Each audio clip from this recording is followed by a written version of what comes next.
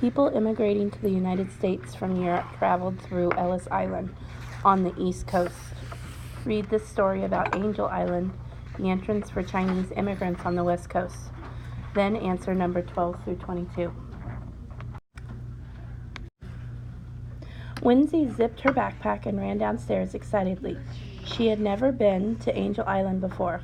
Her parents had explained that Angel Island Immigration Station was a historic landmark. Like Ellis Island on the East Coast, Angel Island was a place where immigrants were questioned before they were allowed to enter the United States.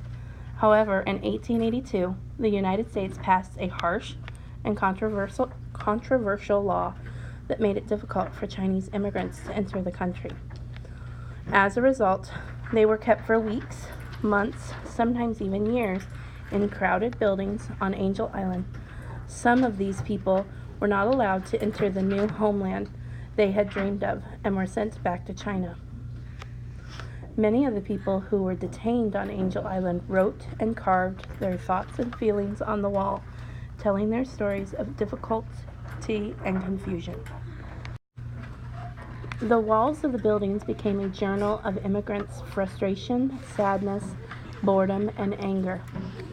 Although Winsy's mother had never heard any stories about Angel Island directly from her grandparents, she had learned through research that her grandfather had been held there for many weeks in 1930.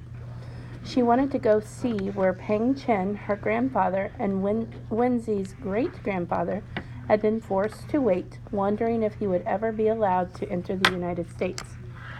Winsy and her parents took a boat across San Francisco Bay to reach the island, where they joined a guided tour and learned that the immigration station had operated from 1910 to 1940.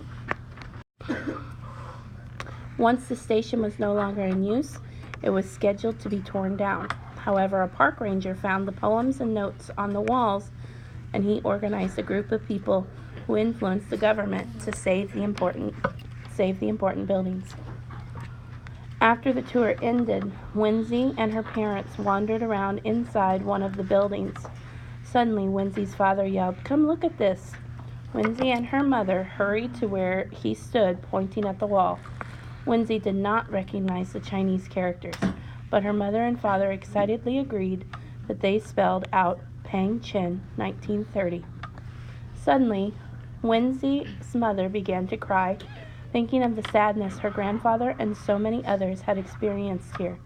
Winsy pulled out a piece of white paper and a black crayon from her backpack. As her parents watched quietly, Winsy held the paper over the characters and carved in the wall, and rubbed the crayon gently back and forth until the characters showed up on the paper. After she had finished, she held the paper out for her mother, saying, "You should have Peng Chen's words always. I'm so happy he made a home here in the United States for himself and for us."